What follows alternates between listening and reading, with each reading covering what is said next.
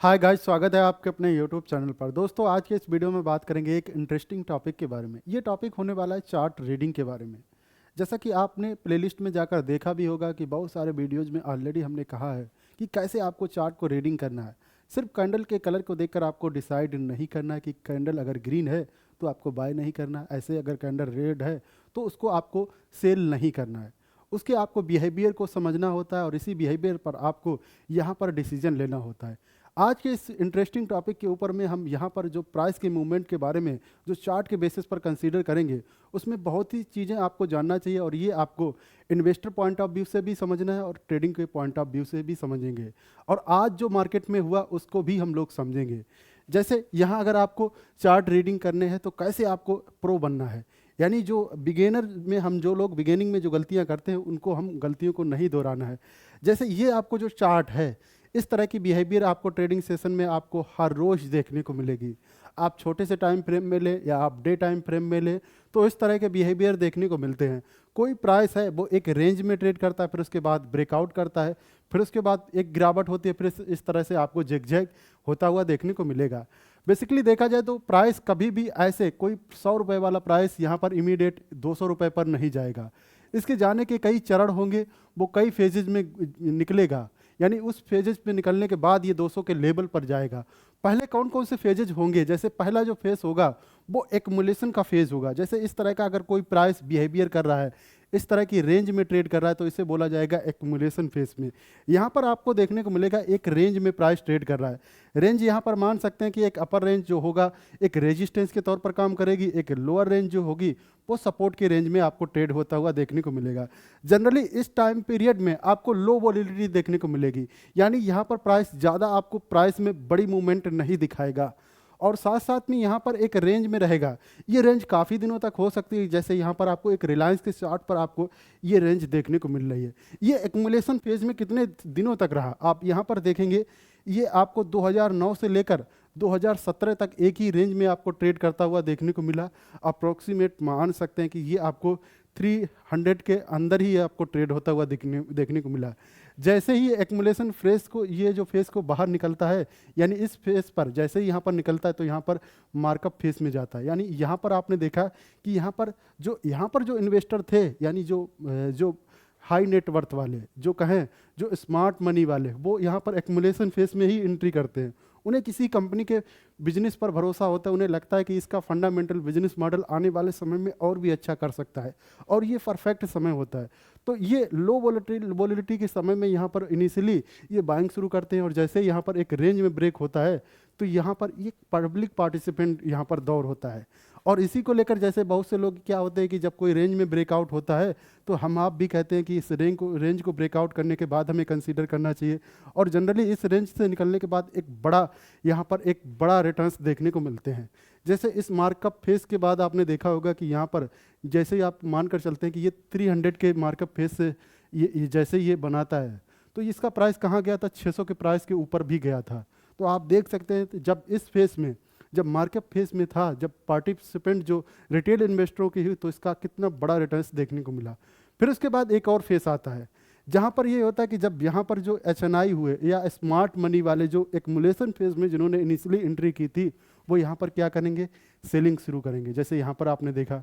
अब मानकर ये ऐसा क्यों करते हैं, ये इसलिए करते हैं कि जो भी इस प्राइस पर जिसने भी यहाँ पर कंसीडर किया होगा उसने यहाँ तक जाने में कितना बड़ा रिटर्न्स लिया होगा। तो ऐसे में यहाँ पर इनिशियली वो यही देखते हैं कि यहाँ पर प्रॉफिट बुकिंग करना चाहिए और प्रॉफिट बुकिंग की वजह से यहाँ पर प्राइस नीचे आता है और इस नीचे आने को ही यहाँ पर बोला जाएगा डिस्ट्रीब्यूशन। ऐसे फेस में हम आप जो रिटेल इन्वेस्टर हैं उन्हें यहाँ पर कंसीडर नहीं करना चाहिए। ऐसे आपको एक स्टॉक नहीं मिलेगा, मार्केट में बहुत सारे स्टॉक ऐसे मिलेंगे, ऐसे ही आपको इंडेक्स के अंदर भी देखने को मिलेगा। ऐसे वहाँ पर भी जो एक्मुलेशन फेस होगा वो एक साइडवेज रेंज के तौर पर देखने को मिलेगा।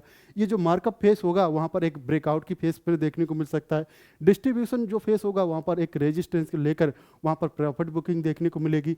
और इस प्रॉफिट बुकिंग के समय आपको कुछ कैंडल्स को रीड करना चाहिए। जैसे अभी लास्ट के ही वीडियो में आप देखकर समझ सकते हैं कि वहाँ पर हमने किसी भी प्राइस में जब इनिशियली जब प्राइस करेक्ट होता है तो उसे किस बेसिस पर कंसीडर करना चाहिए, हमने वहाँ पर बताया था कि फिबोनाची बेसिस पर भी आप कंसीडर कर सकते हैं, या आप रिवर्सल के तौर पर कंसीडर करते हैं तो यहाँ पर आपको हैमर की शेप में आपको कंसीडर करना है। साथ साथ में कुछ ऐसी और कैंडल्स होती है, जैसे आपने डोजी अगर यहाँ पर रिवर्सल के तौर पर कंसीडर करना है जहाँ पर एक सपोर्ट एरिया पर, तो वहाँ पर रिवर्सल को कंसीडर किया जा सकता था, फिर यहाँ पर आपको इनिशियली एक बड़ा ब्रेकआउट देखने को मिला। तो इस तरह से आपको स्टॉक को कंसीडर करना है। ऐसे ही आपको सिमिलर यहाँ पर ऐसे ही आपको ट्रेडिंग में भी डिसीजन लेना है। हमने दोनों ही चीज़ें यहाँ पर पैरेलली यहाँ पर हमने डिस्कस की हैं। हमने किसी भी चीज़ को यहाँ पर सेपरेट नहीं किया। एक ही चार्ट को आप एक ही जगह एक ही तरह से नहीं समझना है, आपको डिफरेंट डिफरेंट टाइप से समझना है। अगर इस तरह से अगर आपको इंडेक्स के अंदर देखने को मिले, वहाँ पर ऑप्शन के अंदर ट्रेडिंग करनी है, पुट के प्रीमियम को बाय करना है या कॉल के प्रीमियम को बाय करना है, तो किस तरह से आपको रीड करना है। चार्ट तो सेम ही होगा, पार्टिसिपेंट तो सेम ही होंगे, बायर और सेलर यही तो होंगे, यही तो जो प्राइस होते हैं वही तो एक मार्केट को डिसाइड करते हैं। तो इस तरह से यहाँ पर भी आपने देखा कि ये भी एक एक्युमुलेशन फेज, और यहाँ पर भी आपको देखने को मिलेगा मार्कअप फेज, फिर उसके बाद यहाँ पर डिस्ट्रीब्यूशन फेज, और उसी डिस्ट्रीब्यूशन के फेज के बाद यहाँ पर इनिशियली प्राइस अभी करेक्शन देखने को मिल रहा है। ये करेक्शन हो सकता है कि ये आपको 10% से अबव भी देखने को मिल रहा है। अब ये जो चौथा फेज होगा मार्क डाउन फेज, यानी जब इनिशियली मार्क डाउन फेज क्या होता है कि कोई प्राइस जब एक्युमुलेशन फेज से जब निकलता है और उस एक्युमुलेशन फेज से निकलने के बाद पुल बैक यहाँ पर मार्कअप फेज या डिस्ट्रीब्यूशन के फेज के बाद जो तीसरा फेज आता है, चौथा फेज आता है, वो कौन, मार्क डाउन फेज। और मार्क डाउन फेज में ही जब हम ये देखते हैं कि जब प्राइस इनिशियली अगर हाई से अगर 50% करेक्ट हो तो इसे यहाँ पर मार्क डाउन या कहें इस समय एक पैनिक सेलिंग, यहाँ पर लगातार अगर सपोर्ट पर सपोर्ट ब्रेक डाउन हो रहे हैं, 2 3 4 5 ऐसे सपोर्ट ब्रेक डाउन कर रहा है, तो ऐसे इनिशियली उस स्टॉक में या इंडेक्स में वहाँ पर एक बड़ी गिरावट होती है, यानी वहाँ से आपको जो एक रेंज बनी थी उसके रेंज की 50% करेक्शन देखने को मिलता है, उसी को यहाँ पर करेंगे। अब इन्हीं फेसेस का यूज करके आपको प्रो ट्रेडर बनना है। अब यहाँ पर प्रो ट्रेडर कैसे बनना है, प्रो ट्रेडर आपको यहाँ पर ट्रेडिंग एक्टिविटीज़ में इन्वॉल्व होना है। अब यहाँ पर आपने देखा इस चार्ट की मदद से आप यहाँ पर क्या सीख सकते थे, किसी स्टॉक को कैसे सिलेक्ट करना है। इनिशियली आपको हमेशा, जैसे आप रिटेलर हैं तो हमेशा ही एक्युमुलेशन फेज से जब भी कोई प्राइस बाहर निकले तो वहाँ पर आपको कंसीडर करना है। मार्कअप फेज के बाद यहाँ पर कुछ पुलबैक बने, यहाँ पर पुलबैक बने तो वहाँ पर आप कंसीडर कर सकते हैं, या कहें जब मार्कअप फेज में जब होने के बाद डिस्ट्रीब्यूशन फेज के बनने के बाद यहाँ पर कोई इनिशियली कैंडल्स का सपोर्ट बनता है, यानी हैमर कैंडल्स बने या डोजी कैंडल्स बने, यहाँ पर आप कंटिन्यूशन यहाँ उस स्टॉक में कंसीडर कर सकते हैं। इनिशियली वहाँ पर आप ये देखते हैं कि वहाँ आपको एक रेंज स्टॉप लॉस को प्लेस करने की एक रेंज मिल जाती है। ऐसे ही आपको ऑप्शन ट्रेडिंग के अंदर करना है। फिर इनिशियली जब इसका हाई को ब्रेक करेगा, पुल बैक जिसे बोला जाएगा, वहाँ पर कंसीडर किया जाता है। तो स्टॉक सिलेक्शन में आपको इस तरह से करना है। अब ट्रेडिंग में कैसे देखना है, ट्रेडिंग में भी हम लोग देखने वाले हैं। आइए देखते हैं कि ट्रेडिंग में किस तरह से आपको देखने को मिलेगा। जैसे ये आपको चार्ट है, जैसे अभी हमने बताया था कि 4 फेजेज में प्राइस होगा। जैसे यहाँ पर इनिशियली देखा जाए तो इनिशियली जो प्राइस है वो कहाँ पर आपको देखने को मिला, मार्कअप फेज में आपको देखने को मिला, एक्युमुलेशन फेज में देखने को मिला, डिस्ट्रीब्यूशन फेज में मिला, और आखिरी में एक पैनिक सेलिंग के मूड में भी देखने को मिला। तो इस तरह के फेसेस आपको देखने को मिलेंगे, और इन्हीं फेसेस पर आपको भी अगर डिसीजन लेना है या समझना है तो आप इस तरह से समझ सकते हैं। जैसे यहाँ पर आपने देखा, ये आप एक्युमुलेशन फेज भी आप इसे बोल सकते हैं, इसे आप एक्युमुलेशन फेज भी बोल सकते हैं। ये आप एक्युमुलेशन फेज, यहाँ पर आपने देखा कि जो दिसंबर के शुरुआती ये 15 मिनट के टाइम फ्रेम में हम सेंसेक्स के अंदर यहाँ पर देखने वाले हैं। जैसे इस फेज में आपने देखा कि इस समय काफ़ी टाइम फ्रेम तक आपको प्राइस एक ही रेंज में ट्रेड करता हुआ देखने को मिला। अब जैसे यहाँ पर मार्कअप फेज में एंट्री हुई, यानी ब्रेकआउट यहाँ पर बना, यहाँ पर ब्रेकआउट के समय में भी आप यहाँ पर कंसिडर कर सकते हैं। तो इनिशियली यहाँ पर ब्रेकआउट के बाद एक बड़ा मूव देखने को मिलेगा। ऐसे यहाँ पर आपने देखा कि यहाँ पर भी एक डिस्ट्रीब्यूशन फेज में आया और यहाँ पर प्राइस करेक्शन हुआ, फिर उसके बाद एक पुलबैक बनने के बाद यहाँ पर, तो इस तरह से आपको मूवमेंट देखने को मिला।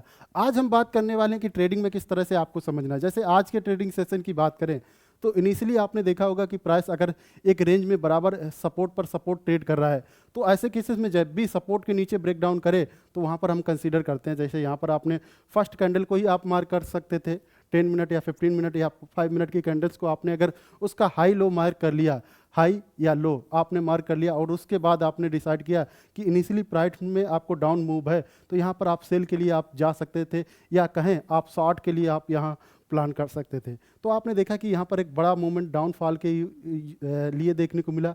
अब यहाँ पर दूसरी जो एंट्री बन सकती थी, यहाँ पर आपने क्या किया कि पहली कैंडल्स के बनने के बाद यहाँ पर प्राइस ने आपने 15 मिनट के टाइम फ्रेम में एक पुल बैक भी किया।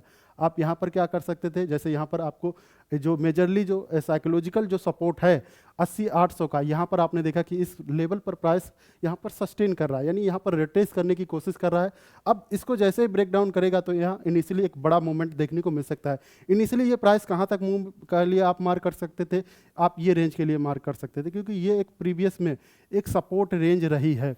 तो इस सपोर्ट रेंज के लिए यहाँ आप मार्क कर सकते थे। यहाँ पर आपको लगभग आप कह सकते हैं कि यहाँ पर आपको 150 के पॉइंट यहाँ पर टारगेट के तौर पर देखने को मिल सकते थे। ऐसे यहाँ पर फिर जब 700 के प्राइस पर भी यहाँ पर आपने देखा होगा कि यहाँ पर भी प्राइस रिट्रेस करने की कोशिश कर रहा था।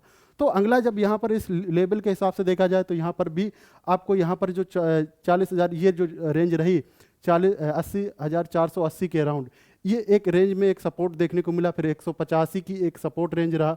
तो इस तरह के ये जो लेवल्स रहे, इन लेवलों को आप मार्क करके यहाँ पर एक डाउन के लिए आप मूवमेंट के लिए आप कंसीडर कर सकते थे।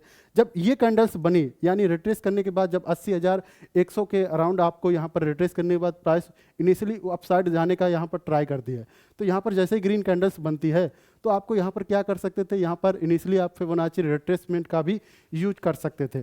फिबोनाची रिट्रेसमेंट का किस तरह से आपको यूज करना चाहिए, जैसे यहाँ पर जब भी आप यहाँ पर अप्लाई करेंगे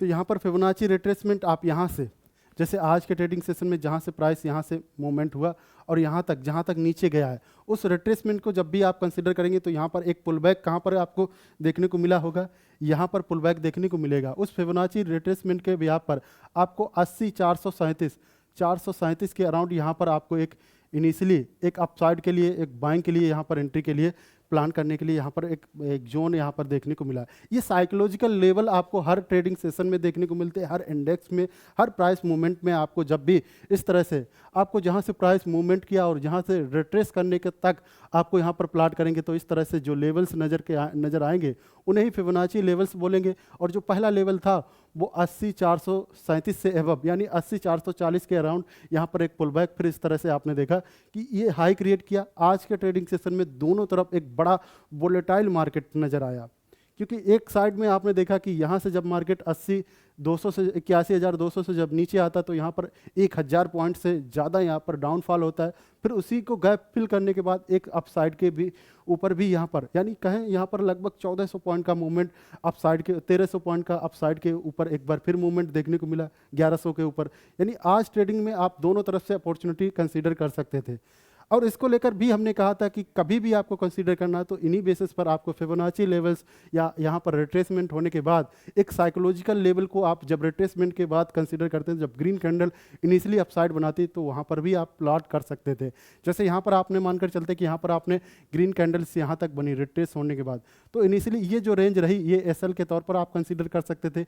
और यहाँ पर इनिशियली हम यहाँ इस रेंज के बराबर ही टारगेट के लिए, यानी 1:1 के हिसाब से यहाँ पर आपके परफेक्ट टारगेट हो सकते थे। तो यहाँ पर आपके 1:1 के हिसाब से भी टारगेट हुए। और इनिशियली अगर वहाँ पर देखा जाए तो फिबोनाची लेवल्स के बाद यहाँ पर एक बड़ी पुल बैक के बाद एक बड़ी एंट्री हुई। तो इस तरह से आप यहाँ पर दोनों तरफ से आप ट्रेडिंग के लिए भी अप्लाई कर सकते थे। और यहाँ पर आपको सिर्फ यही समझना है कि जो बिहेवियर है, प्राइस का बिहेवियर किस तरह से हुआ है, कौन कौन से फेस पर निकला है। जैसे यहाँ पर आपने देखा एक मलेशन फेस रहा, फिर उसके बाद यहाँ पर मार्कअप फेस, फिर उसके बाद यहाँ पर आपने देखा कि डिस्ट्रीब्यूशन फेस, फिर उसके बाद यहाँ पर भी एक डिस्ट्रीब्यूशन फेस ही जारी रहा। फिर पुलबैक के बाद इनिशियली यहाँ पर कंसीडर किया जा सकता था और यहाँ पर भी पुलबैक के बाद यहाँ पर ग्रीन कैंडल, जैसे यहाँ पर आपको इस तरह की एंट्री के बाद और इस तरह से आप यहाँ पर पुलबैक के लिए एक बड़ा एंट्री के लिए आप यहाँ पर भी प्लान कर सकते थे। यानी 5 तारीख के ट्रेडिंग सेशन में एक पुलबैक के बाद और आज के ट्रेडिंग सेशन में पुलबैक के बाद यहाँ फिबोनाची का यूज किया जा सकता था। तो ऐसे अगर आप यहाँ पर ट्रेडिंग के लिए डिसीजन लेते तो ये आपके लिए काफ़ी अच्छे कारगर साबित हो सकता है और इसे आप ट्रेडिंग या कहें इन्वेस्टिंग में आप अप्लाई कर सकते हैं। और इससे आपको ये पता चल जाएगा कि किस तरह से जो यहाँ पर पार्टिसिपेंट है उनका इंटेंशन क्या है। तो आई होप आपकी डाउट यहाँ पर इस वीडियो में आपकी क्लियर हो चुकी है, किस तरह से आपको चार्ट को रीड करना है, क्या क्या चीज़ें देखना है, प्राइस किस तरह से क्या क्या बिहेवियर दिखा सकता है, कहाँ पर आपको किस तरह का डिसीजन लेना है। एक्मुलेशन फेस में क्या आपको करना है, एक्मुलेशन फेस में, मार्कअप फेस में क्या डिसीजन लेना है। मिलते हैं अगले वीडियो में। Thank you for watching, have a nice day.